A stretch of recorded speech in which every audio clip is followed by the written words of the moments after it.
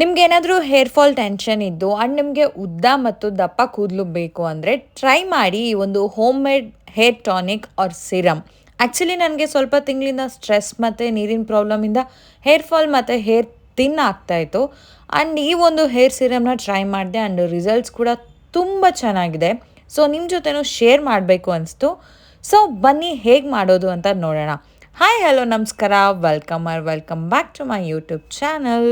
ಅರೆ ಅರೆ ಏನಿದು ಹೊಸ ದಾಳಿ ಎದೆಯಲಿ ಕಾದಾಟ.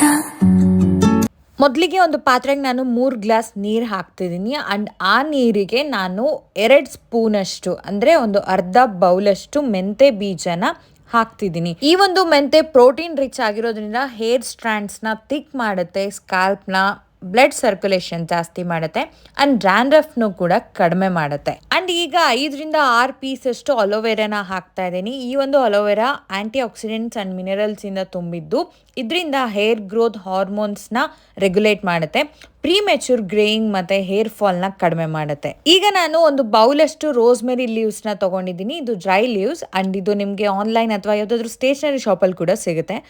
ಇದು ತುಂಬ effective and anti accidents rich. ಇದು ಕೂದಲು ಉದುರೋದನ್ನ ಕಡಿಮೆ ಮಾಡುತ್ತೆ ಆ್ಯಂಡ್ ಇದರ ಜೊತೆ ಆ್ಯಂಟಿ inflammatory and anti microbial properties ಕೂಡ ಇದೆ.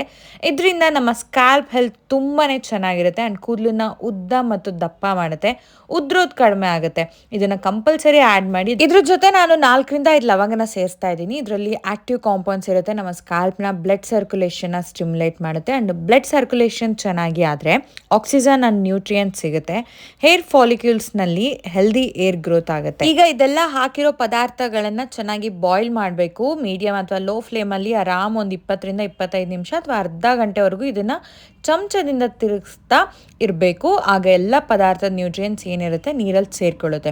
ಈಗ ನಾನು ಒಂದು ಪ್ಲೇಟ್ ಮುಚ್ಚಿ ಬಾಯ್ಲ್ ಆಗೋಕೆ ಬಿಡ್ತಾ ಇದ್ದೀನಿ. ಒಂದು 25 ನಿಮಿಷದವರೆಗೂ ಒಂದ್ಸಲ ಮಧ್ಯದಲ್ಲಿ ಪ್ಲೇಟ್ ತೆಗೆದು ಚೆನ್ನಾಗಿ ಮಿಕ್ಸ್ ಮಾಡ್ತೀನಿ ಆ್ಯಂಡ್ ನಿಮಗೆ ಬೇಕು ಅನಿಸಿದ್ರೆ ಸ್ವಲ್ಪ ನೀರನ್ನು ಕೂಡ ಆ್ಯಡ್ ಮಾಡ್ಕೋಬೋದು. ನಾನು ಇದನ್ನು ಮಾಡೋಕ್ಕೆ ಸ್ಟಾರ್ಟ್ ಮಾಡಿ 15 ನಿಮಿಷ ಆಗಿದೆ. ನೀವು ಇಲ್ಲಿ ನೋಡ್ಬೋದು ನೀರಿನ ಕ್ವಾಂಟಿಟಿ ಎಷ್ಟು ಕಡಿಮೆ ಆಗಿದೆ ಅಂತ. ಎಲ್ಲ ಪದಾರ್ಥಗಳು ಚೆನ್ನಾಗಿ ಮಿಕ್ಸ್ ಆಗಿದೆ ಇದರೊಳಗೆ ಆ್ಯಂಡ್ ಇದನ್ನು ನಾನು ಇನ್ನೂ ಒಂದು 10 ನಿಮಿಷದವರೆಗೂ ಬಾಯ್ಲ್ ಆಗೋಕೆ ಬಿಡ್ತಿದ್ದೀನಿ.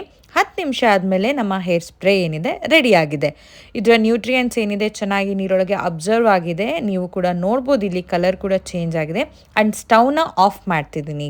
ಈಗ ಇದನ್ನು ನಾವು ಸ್ಟವ್ವಿಂದ ಕೆಳಗಡೆ ಇಳಿಸ್ಬಿಟ್ಟು ಒಂದು ಪ್ಲೇಟ್ ಮುಚ್ಚಿ ಹಿಂಗೆ ಇಡಬೇಕು. ಕನಿಷ್ಠ ಒಂದು 1-2 ಗಂಟೆವರೆಗೂ ಇಡಬೇಕಾಗುತ್ತೆ. ತಣ್ಣಗಾಗುತ್ತೆ, ಜೊತೆಗೆ ಇದರ ನ್ಯೂಟ್ರಿಯೆಂಟ್ಸ್ ಏನಿದೆ ಇನ್ನೂ ಚೆನ್ನಾಗಿ ಅಬ್ಸರ್ವ್ ಆಗುತ್ತೆ. ಇದು ಕಂಪ್ಲೀಟ್ಲಿ ತಣ್ಣಗಾಗಿದೆ. ಇದನ್ನು ನಾನು ಶೋಧಿಸ್ಕೊಳ್ತೀನಿ ಆ್ಯಂಡ್ ಈ ಎಲ್ಲ ಪದಾರ್ಥನ ನಾನು ಎಸೆಯಲ್ಲ, ಹೇಳ್ತೀನಿ ಏನು ಮಾಡ್ಬೋದು ಅಂತ.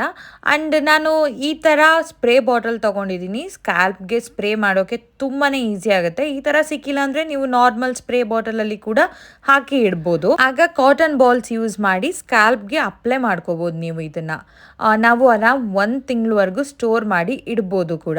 ಈ ಹೇರ್ ಟಾನಿಕ್ ಏನಿದೆ ತಲೆಗೆ ಅಂಟೋಲ್ಲ, ಹಂಗೆ ಕೂದಲಿಗೆ ಸ್ಪ್ರೇ ಮಾಡಿ ಡ್ರೈ ಮಾಡ್ಕೊಂಡ್ರೆ ಆಯಿತು, ಏನು ಪ್ರಾಬ್ಲಮ್ ಇಲ್ಲ. ನೀವು ಇದನ್ನು ತಲೆ ಸ್ನಾನ ಮಾಡೋ 2 ಅವರ್ಸ್ ಮುಂಚೆ ಸ್ಪ್ರೇ ಮಾಡ್ಕೋಬೋದು ಅಥವಾ ರಾತ್ರಿ ಸ್ಪ್ರೇ ಮಾಡಿಕೊಂಡು ಬೆಳಗ್ಗೆ ವಾಶ್ ಮಾಡಿದ್ರು ನಡೆಯುತ್ತೆ. ಇದನ್ನು ಕೂದಲಿಗೆ ಸ್ಪ್ರೇ ಮಾಡಬಾರ್ದು, ಮೇನ್ಲಿ ಸ್ಕ್ಯಾಲ್ಪ್ಗೆ ಸ್ಪ್ರೇ ಮಾಡಬೇಕು.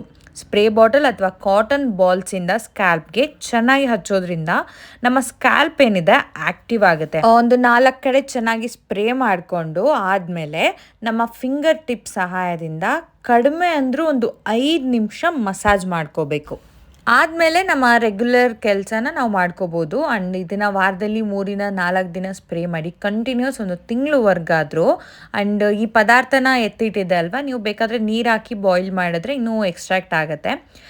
ಇದು ಉಳಿದಿರೋದನ್ನ ನಾವು ಒಣಗಿಸಿ ಪೌಡರ್ ಮಾಡಿ ಹೇರ್ ಪ್ಯಾಕಲ್ಲಿ ಮೆಹಂದಿ ಅಥವಾ ಏನಾದರೂ ಹಚ್ಕೊಳ್ತೀವಲ್ವ ಅದರಲ್ಲಿ ಮಿಕ್ಸ್ ಮಾಡಿ ತಲೆಗೆ ಹಚ್ಕೋಬೋದು ಅಷ್ಟೇ. ಆ್ಯಂಡ್ ಮತ್ತೆ ಸಿಗ್ತೀನಿ. ಅಂಟಿಲ್ ದೆನ್ ಬಾಯ್.